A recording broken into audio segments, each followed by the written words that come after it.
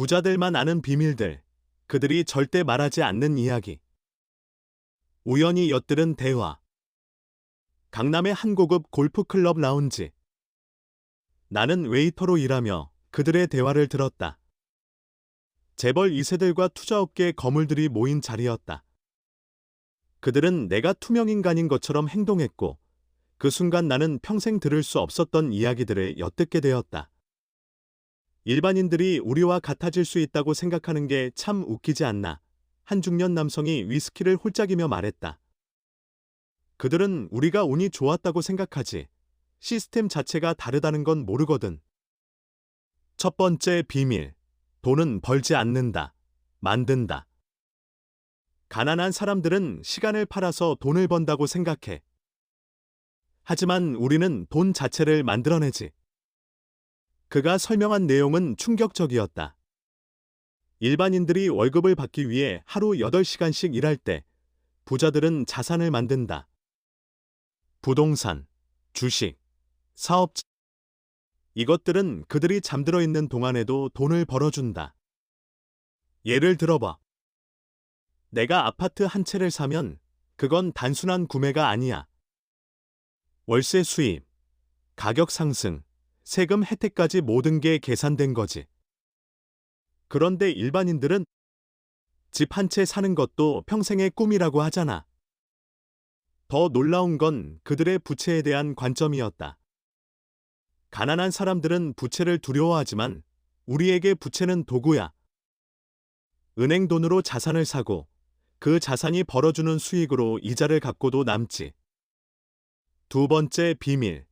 네트워크가 순자산보다 중요하다. 너희는 뭘 알고 있냐? 라고 묻자 한 여성이 웃으며 답했다. 우리가 아는 건 정보가 아니야. 우리가 누구를 아느냐지. 그녀는 최근 있었던 일을 예로 들었다.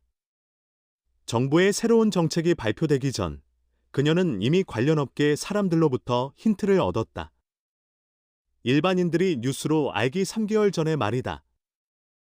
내 친구가 청와대에서 일하고 또 다른 친구는 대기업 임원이야.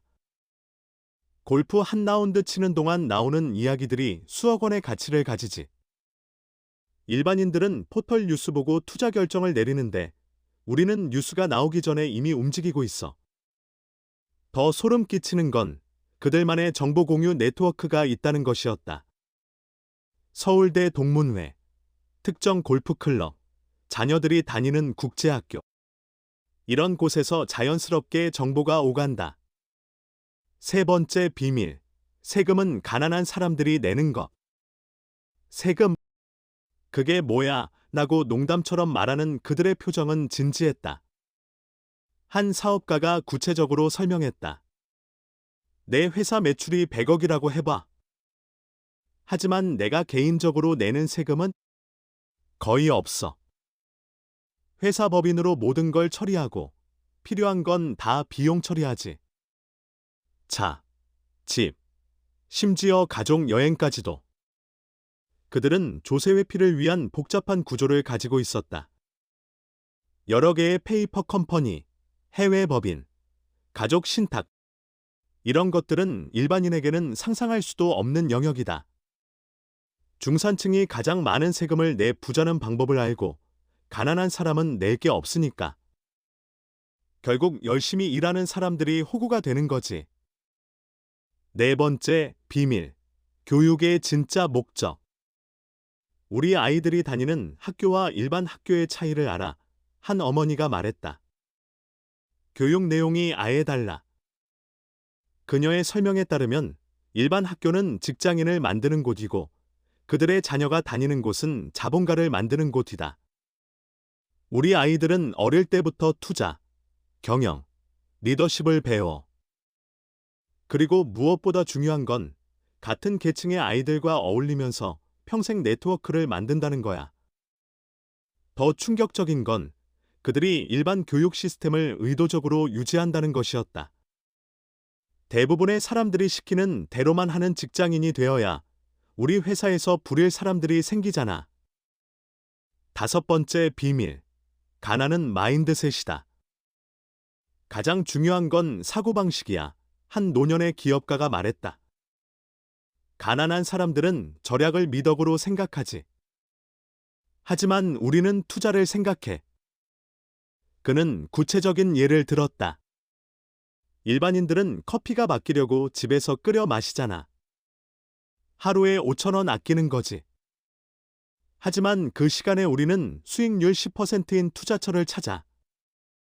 어느 쪽이 더 효율적인지는 뻔하지. 그들의 사고방식은 근본적으로 달랐다. 위험을 회피하는 것이 아니라 관리하는 것, 현재의 안정보다 미래의 기회를 보는 것, 소비가 아닌 투자로 생각하는 것. 가난한 사람들은 안전을 추구해. 안전한 직장, 안전한 투자. 하지만 진짜 안전은 자산에서 나와. 월급에 의존하는 한 절대 안전할 수 없어. 6번째, 비밀. 시스템 자체가 다르다. 대화의 끝에서 가장 나이가 많은 한 회장이 말했다. 결국은 시스템의 차이야.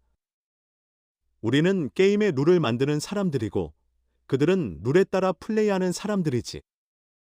그가 말한 시스템은 단순히 경제적인 것만이 아니었다. 법률, 정치, 언론, 교육. 모든 분야에서 그들만의 네트워크와 영향력이 작동하고 있었다. 일반인들이 아무리 열심히 해도 우리를 따라잡기 어려운 이유가 여기 있어. 우리는 다른 게임을 하고 있거든.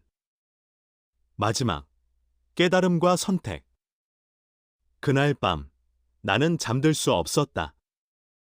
그들의 대화가 계속 머릿속을 맴돌았다. 화가 났다. 불공평하다고 생각했다. 하지만 동시에 깨달았다. 그들이 비밀이라고 부르는 것들은 사실 비밀이 아니었다. 단지 대부분의 사람들이 그런 세계가 있다는 것을 모르거나 알아도 나와는 상관없는 일이라고 생각할 뿐이었다. 진짜 질문은 이것이었다. 이제 알았으니 나는 어떻게 할 것인가? 그들의 시스템에 편입될 것인가? 아니면 새로운 길을 만들어 갈 것인가?